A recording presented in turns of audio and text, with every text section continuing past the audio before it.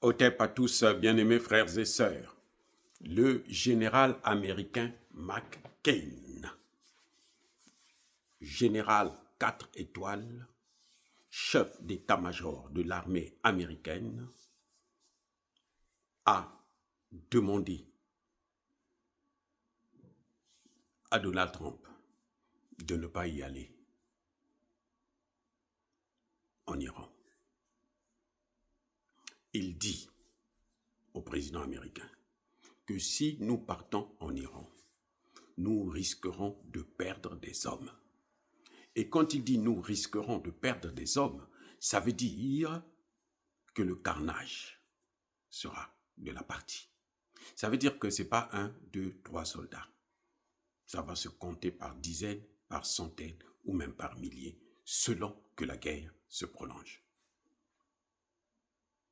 L'Iran ne va peut-être pas, je dis, toucher le sol américain, ça c'est clair, mais l'Iran a la capacité de nuisance telle qu'elle peut toucher plusieurs, sinon la majorité ou toutes les bases militaires américaines dans la sous-région.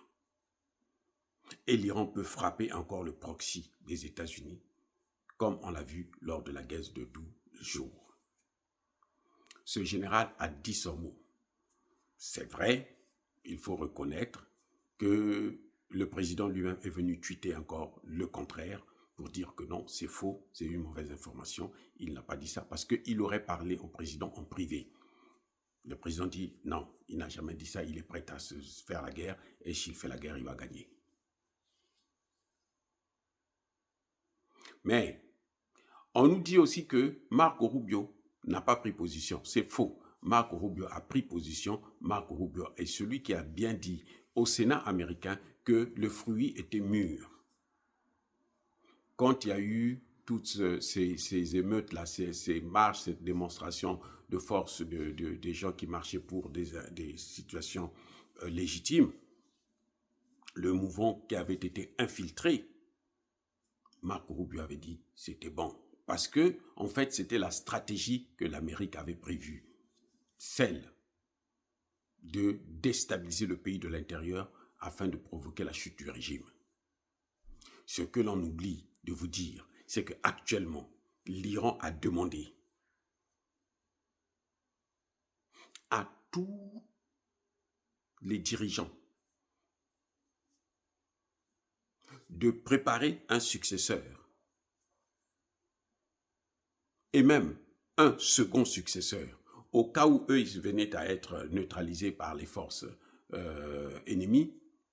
Ben, il y a quelqu'un qui va les succéder immédiatement et prendre les commandes pour ne pas qu'il y ait de temps de latence. Et lui-même, l'ayatollah Khamenei, a son successeur déjà désigné. Donc, il a demandé ça à tous les dirigeants. Pas un, mais deux. Si le premier est éliminé, le deuxième prend. Si le deuxième est éliminé, le troisième prend. On estime que dans cette méthode-là, avec cette stratégie, les trois ne pourront jamais être éliminés. Parce qu'il faut savoir qu'ils riposteront et ils riposteront avec toute leur force et ce qui fera beaucoup de dégâts. Vous comprenez les amis? Donc, oui, Donald Trump a apporté le démenti, mais Donald Trump aujourd'hui, hier plutôt quand il a fait son discours sur l'état de la nation, il n'a pas parlé de la guerre en Iran comme un va-t-en-guerre. Il a été même le plus modéré, puisqu'il a dit que la première option, c'est la négociation. Son option, c'est la négociation. Il n'a plus fait comme il disait avant, oh, s'il ne négocie pas, s'il ne signe pas un deal, on va le frapper, vous allez voir ce qui va se passer, on va tout... Non, cette fois-ci, non. Là, le discours sur l'état de la nation, je n'ai pas entendu ça.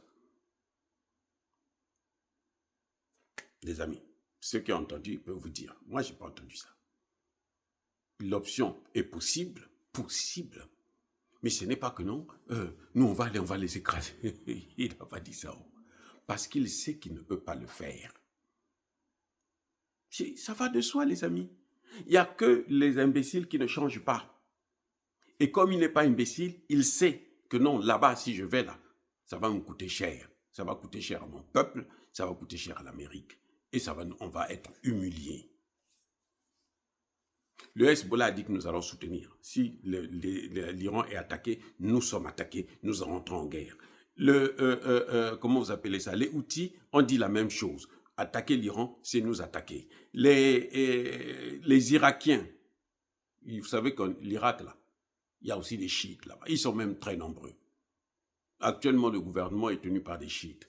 Ils disent que si on attaque l'Iran, c'est nous qu'on a attaqué. Attendez, vous allez aller jouer avec ces gens-là.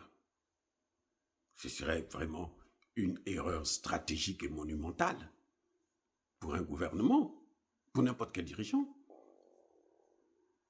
Maintenant, quand on dit que les Marco Rubio n'a pas décidé, non, il a décidé, mais maintenant il recule. C'est bien lui qui est allé au Venezuela. C'est lui qui est en train d'asphyxier Cuba. Pourquoi? Parce que c'est des faibles. Là, maintenant, il y a garçon. Eux-mêmes, ici aux États-Unis, les gens disent que si tu es garçon, tu vas en Iran. Tu vas te battre là-bas. Là, on va savoir que tu es garçon. Si tu ne vas pas là-bas, tu n'es pas garçon. Tu perds ton temps, tu fais du bruit pour rien. Tu es un bavard. Les amis, c'est compliqué. C'est compliqué. Donc, le discours de la nation, je vois que le président Trump a pris la même position que le général Kane, Dan Kane. Il a pris la même position. Il ne veut pas la guerre. Ce n'est pas parce qu'il ne veut pas, puisqu'il est un homme de paix, non, mais parce qu'il sait que ce n'est pas une bonne idée. Ce serait la catastrophe. Là où il y a la Russie, il y a la Chine. Les amis, il ne peut pas. Soyez bénis, j'ai dit.